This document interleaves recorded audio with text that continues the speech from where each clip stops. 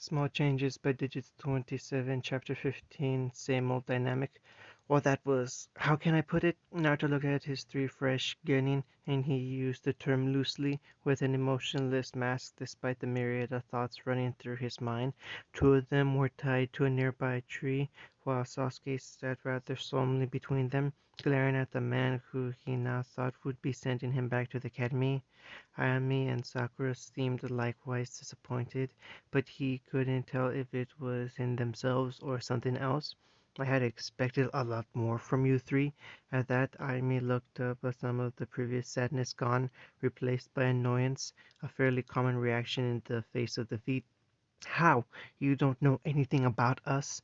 Naruto just gave a cold smile before pulling their three files out of seemingly nowhere, something that Uncle often remarked he had a strange knack for. On the contrary, I know more about you than you think, but apparently not as much as I had guessed. You knew better than to blindly trust Academy reports, but I still had at least somewhat high hopes for you three. He turned to Sasuke, who heatedly returned the other man's cool, indifferent gaze. You were supposed to be the Rookie of the Year, yet when you attacked me, you let your emotions get the better of you. Not only that, but you fell for a simple trap. You lacked the concern for your teammate to spot the simple inaccuracies in my henge. Sasuke looked away at that, grunting his disapproval, but he couldn't meet the older redhead's gaze anymore, so he turned to Sakura. Likewise, you were the Kunoichi of the year with the best grades, and you fell for relative simple genjutsu. You were concerned for your teammates, yet you let that cloud your judgment. He made sure to capture her gaze as he continued to speak, so that the full force of his words were clear. In a real mission, that would not only get you killed, but them as well. Like Sasuke before her, she looked away, obviously ashamed at her own performance. I honestly expected a lot better from you, especially considering who your parents are. The pink kid looked up at that, obvious confusion marrying her features. You know my parents? Naruto raised a brow in confusion, a small smirk adorning his amused face. Of course, your old man was my father's main competition for the Hokage seat, along with Orochimaru the Sannin. The small grimace at having to say that man's name was lost on the three Genin before him, obviously more concerned with their own problems. However, the meaning behind the words wasn't lost on any of them, as they took in their sensei in a whole different light. You're the son of the fourth Hokage. Naruto nodded idly as he turned to the last of his three Genin hopefuls. He was too used to the village treating differently due to his parents. He didn't need it from his potential students. And you are Yugao Uzuki's sister, right? The purple-haired girl nodded timidly. She had already seen her two teammates get chewed out and was dreading her sensei's words already. You know Yugeoni? The redhead nodded again, this time a more melancholic smile on his face. Yugao was one of his best friends, along with Hana and a few others in the Anbu. He had plenty of good memories with the purple-haired sword mistress. Of course, your sister was the one to properly teach me Kenjutsu. Still can't beat her in a straight match.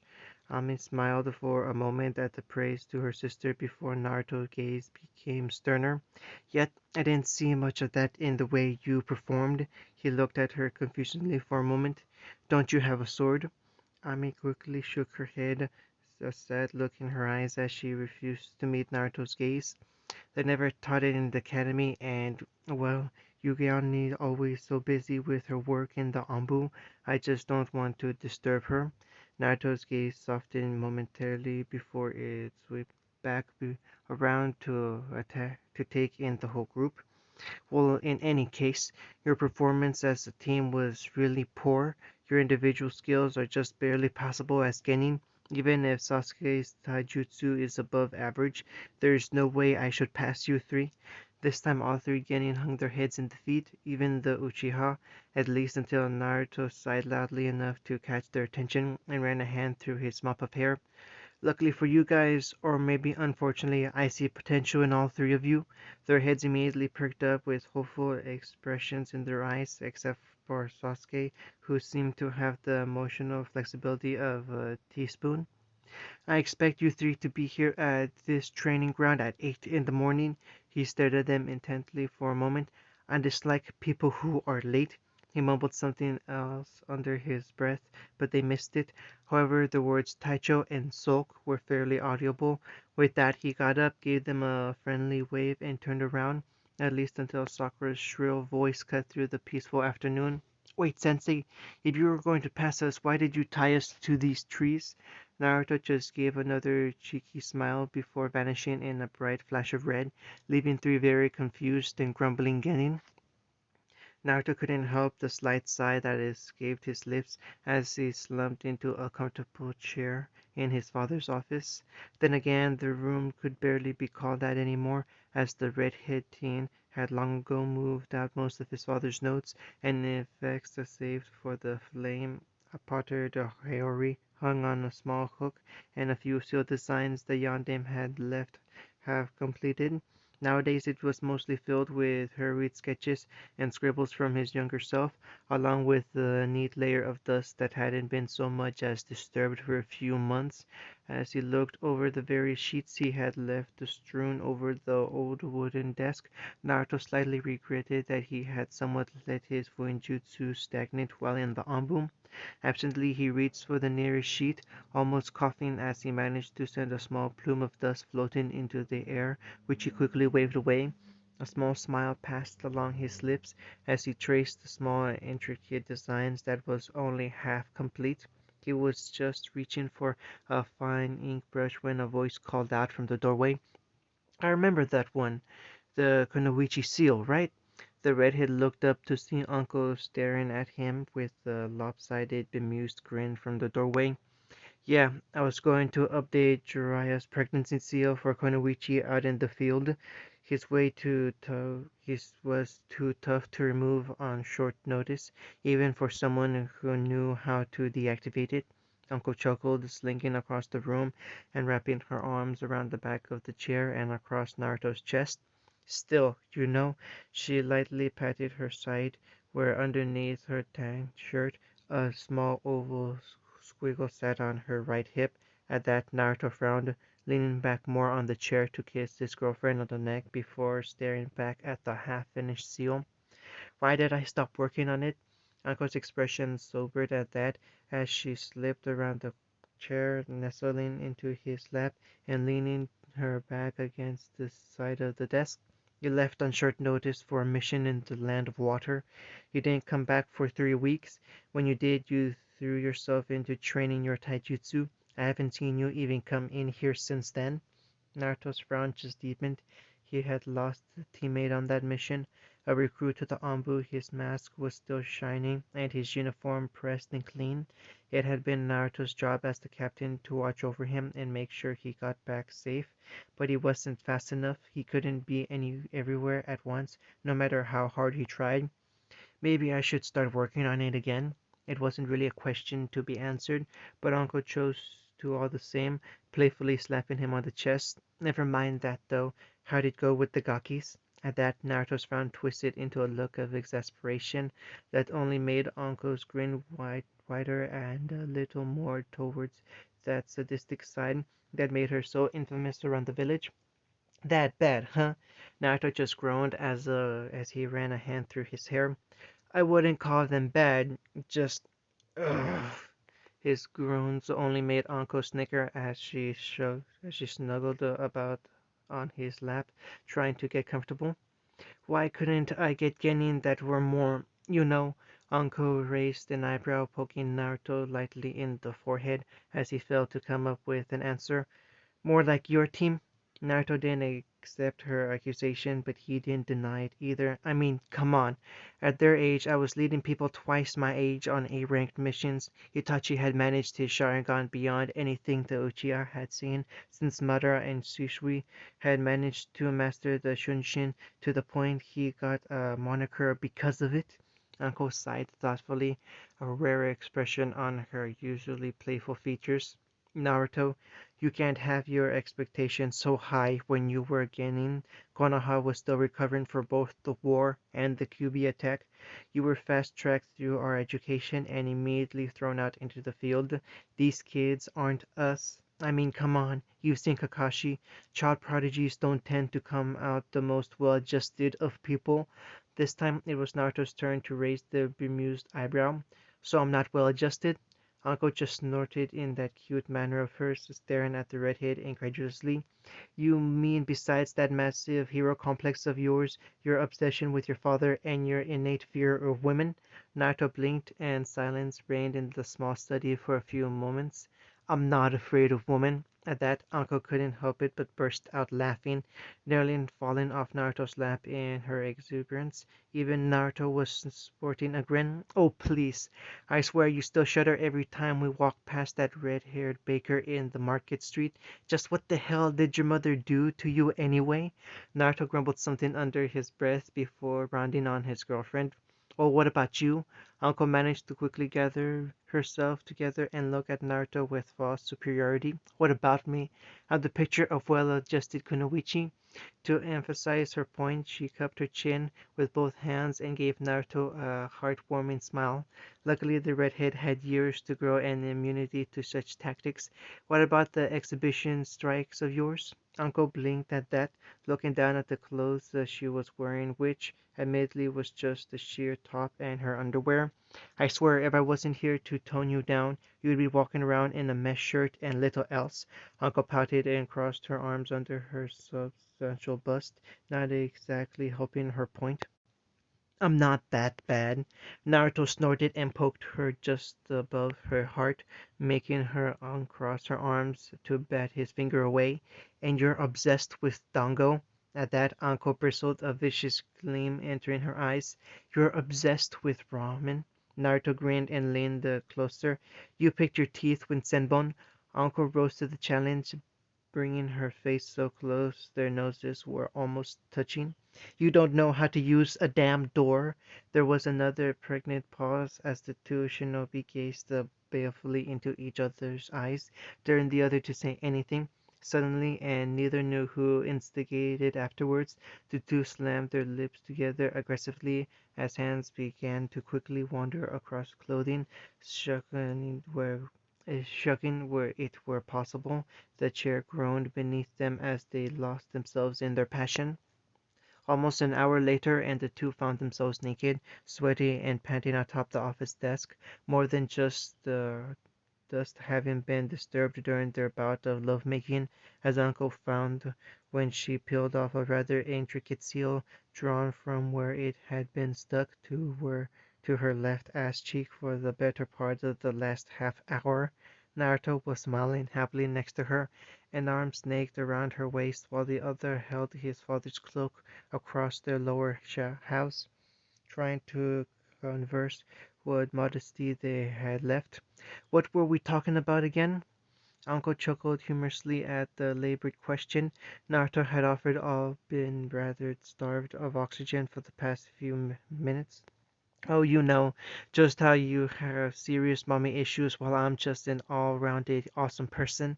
She finished with a bright grin that only had Naruto flop his head back, chuckling breathlessly. Soon enough, though, he groaned and delivered himself up onto his arms before turning and pulling himself up off the table. Uncle made her dissatisfaction known when two slender arms snaked their way around his waist in an attempt to pull him back in. Come on, Uncle. I have to report to the Hokage that I passed my team. Uncle murmured her dissent, but let him go nevertheless, sighing as she got up, completely uncaring that she was completely naked, having let the Yandame's Haori float uselessly to the ground. I suppose.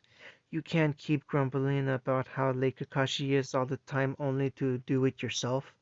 Naruto frowned as he went about collecting up his clothes, throwing Uncle's bra out into the hallway in his own childish retribution for the comment. I don't always grumble about Kakashi. Uncle simply chuckled as she slipped by him, making sure to press her assets against his chest as she did so and not even bothering to collect her clothes as she stalked off towards the shower. Sure, sure, just add it to the list. Naruto simply sighed as he too moved out of the office. However, it didn't take long before a smile snuck back onto his features. A few minutes later, and Naruto was dressed and suitably freshened for the meeting with the Hokage. He had decided to take a more scenic route, so elected not simply flash to a Hiraishin tag he had in the waiting room and actually left through his home's front door, if for no other reason than to prove to Anko that he could. However, not even 2 minutes out of his house, and the young Jonin was forced to suddenly duck to one side, allowing a flash of steel to pass over his head with barely an inch of clearance, causing the air to hum menacingly. He quickly ran up a wall, drawing a Tonto off his back that was standard issue for all Anbu in a flash to meet his assailant's next swing. Luckily, she was a Kunoichi, so he managed to overpower her, forcing her to flip back onto an adjacent roof, allowing her long purple hair to fan out distractingly. Normally, in this situation, Naruto would have immediately made some attempt to alert the village there was Infiltrator, but this time he simply sighed before running a hand through his hair, giving the Kunoichi a moment to speak. Why didn't you tell me? The redhead carefully slid the Tonto back into his sheath on his lower back, hopping back down into the street as his attacker did the same. Hello to you too, Yugao. The Kunoichi removed the blue marked cat mask she was wearing, revealing piercing black eyes and a sharp but petite nose. Taicho, Naruto sighed. Her clipped tone told him just how irritated she was. I'm not your Taicho anymore, Yugao. Yugao simply clicked her tongue stopping in the street and placing her hand on her hip. That's funny. You never told me anything. Naruto suppressed another groan but couldn't stop his hand running through his hair. Today was just turning out to be a roller coaster for his mood. It was short notice, Hokage's orders, and you were out on a mission at the time. Yu-Gi-Oh's eyes narrowed at that as she exhaled derivatively. And you couldn't have told me when I came back 2 days ago? I had to hear it from Hatake of all people, and he not even in the core. Naruto sighed and just kept walking down the street in the general direction of the Hokage's tower. I've been busy. Hokage-sama made me a Joni sensei. Yu-Gi-Oh followed after him, arms crossed across her chest armor. I know. Ame told me that she got the Naruto Namikaze for sensei, and that Naruto had to chuckle, and even Yu-Gi-Oh had to suppress a flicker of a grin at the corner of her lips. She didn't even know who I was earlier today. Yu-Gi-Oh shrugged, and Naruto could see a little of the tension leave her shoulders. He had once been told he was a hard man to stay angry at, but then again, that was Anko, and they had just had sex, so it may have been a biased argument. What can I say? She's impressionable. Naruto looked away sheepishly at that, remembering how the two Kunoichi on his team acted around Itachi's brother. Yeah, I noticed. Yu-Gi-Oh looked like she was about to comment when she suddenly looked up, noticed a hawk that began to circle over the position, calling her away to the Anbu headquarters. Quickly she replaced her mask and turned to leave, but not before suddenly flashing around, katana held up and at Naruto's neck, only held at bay by the tanto he had managed to bring up to deflect it. We're not done here, Taicho. You better take good care of my sister, or I'm coming for you. And with that, she sheathed her weapon in one smooth motion before vanishing in the Leaf's trademark Shunshin. Naruto continued walking on as if he hadn't just been threatened, but internally he was groaning, suddenly knowing how Kakashi felt every time he was still called Taicho. Briefly, he wondered if this was how Ensui Sensei had felt when he first took on him, Itachi, and Shishin as a team before unintentionally quoting the man under his breath. Bothersome. Come on, girls, just 5 more. Naruto watched with amusement as Sakura and Ami both doggedly forced their bodies to keep moving as they ran back and forth across the clearing. They were panting heavily, and their arms had long ago lost their ability to move in any kind of coordination with the legs, but they were still going, so Naruto had to hand it to them. there was only the small fact that every time they tried to walk, Naruto just added on 5 more lengths. Sensei, why are we just running? Ame rasped out as she finally completed her set, instantly collapsing to the floor as she desperately tried to force air into her lungs and save the burning in her lungs. A few moments later, and Sakura joined her, a light sheen of sweat covering both their bodies. Yeah, shouldn't we be doing team exercises or something? Naruto let his body fall backwards only to hook his legs around the tree branch he had been sitting on and flip to his feet, a grin on his face as he watched both girls recover from the stamina work out he had them both on. A chain is only as strong as its weakest link, and right now, in this chain, it's you two. Ame winced at the brutally honest summation of their skills, while Sakura couldn't find the energy to give a reaction, simply making a note to glare at her sensei as soon as she had control of her facial muscle again. That's why Sasuke isn't doing the stamina exercises. He's already far ahead of you on that front. The redhead motioned with the sweeping gesture to the other side of the clearing where Sasuke was sparring against a shadow clone of Naruto. But Sasuke-kun's the Rookie of the Year. Naruto simply cocked an eyebrow at that, noticing Ame seemed to have recovered enough to speak normally. It seemed that she was the more physical fit of the two Kunoichi, so do you really think any shinobi you face will care about that? I'm going to bring up the same level as Sasuke so as a team you can support one another equally. The Jonin then quickly ran a hand through his hair and added, or so you can survive long enough to become Chunin. He smiled down at the girls before his eyebrow twitched as he heard Sasuke snort derisively from across the clearing. The look of irritation quickly turned to one of satisfaction as his clone managed the strong punch on the young Uchiha, making the dark-haired boy fold around his fist before being launched across the clearing. To his credit, though, Sasuke managed to flip in the air and land somewhat steadily on the ground a few meters away. You think something's funny, Sasuke? The boy just scowled at his sensei, rubbing his stomach before settling back down into his taijutsu stance. However, to his surprise, the shadow clone in front of him suddenly burst into smoke without warning, and a hand lightly fell across his shoulder. I hope you weren't belittling my teaching methods.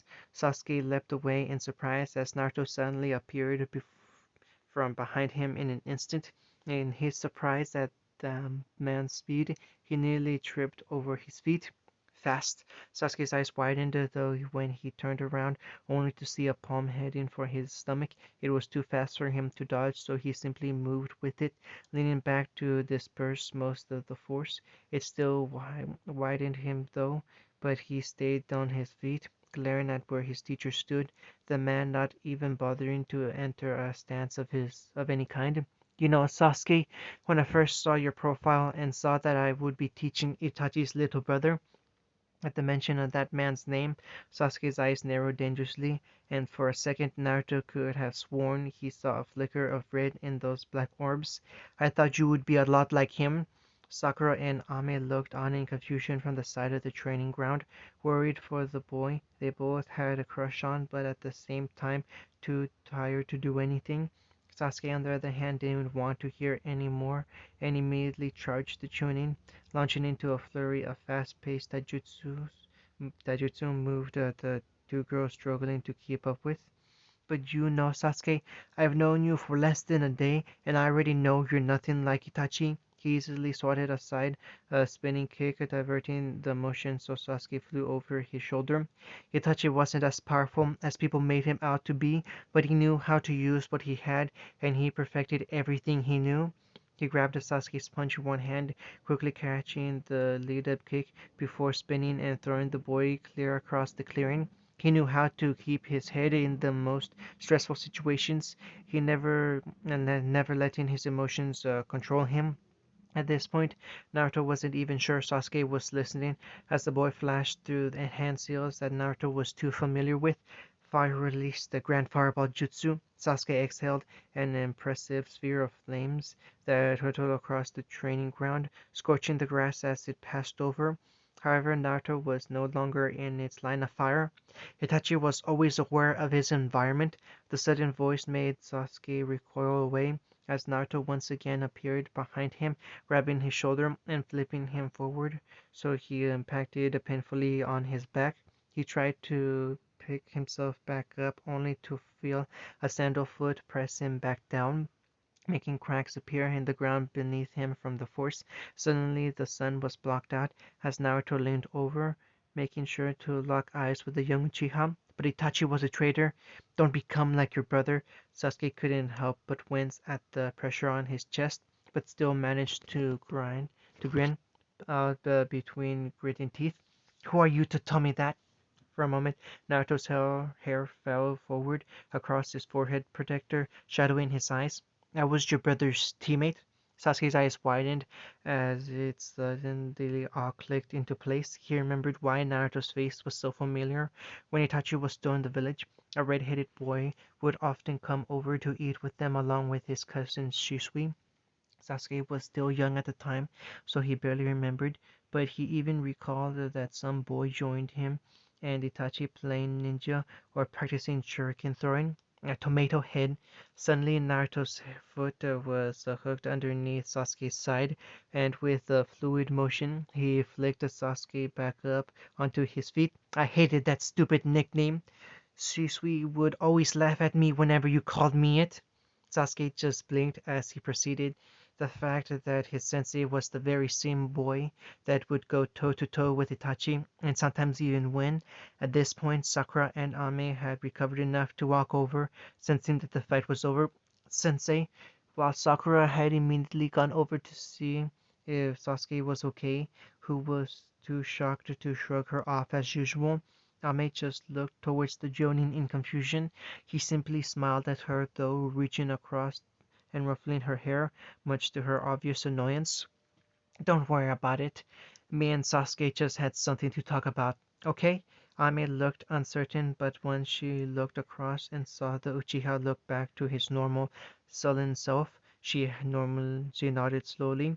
Naruto just gave her a bright smile and looked back around to the rest of his team, already feeling like he could actually do this now. All right, I think I've gathered quite a bit on you all today. All three Genin blinked at that. All the two girls had done was run, and Sasuke had merely sparred with the Jonin without even caring the older teen to break a sweat.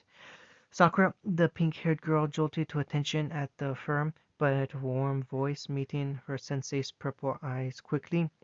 You have an excellent grasp on chakra control, and you're obviously the type that prefers thinking before action.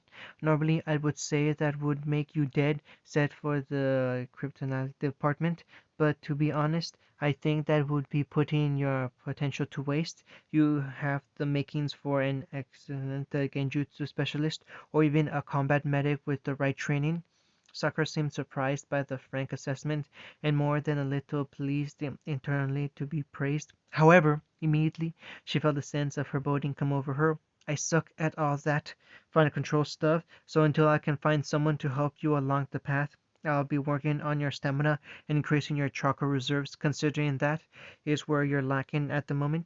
Sakura groaned, and her shoulders slumped at the thought of more running, only to look up in confusion when a thought struck her. You got all that from just watching me run, Sensei? However, Naruto simply grinned sadistically. Nope!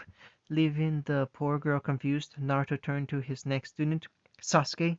Hearing his name seemed to snap the boy out of whatever daze his revelation had put him in, and he quickly turned to the Jonin.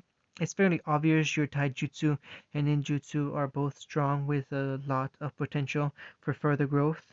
But I wouldn't neglect Genjutsu. A lot of Uchiha would become incredibly powerful from that art. Naruto gave Sasuke a meaningful look that was missed by the two Kunoichi, and after a moment of silent staring, Sasuke begrudgingly nodded.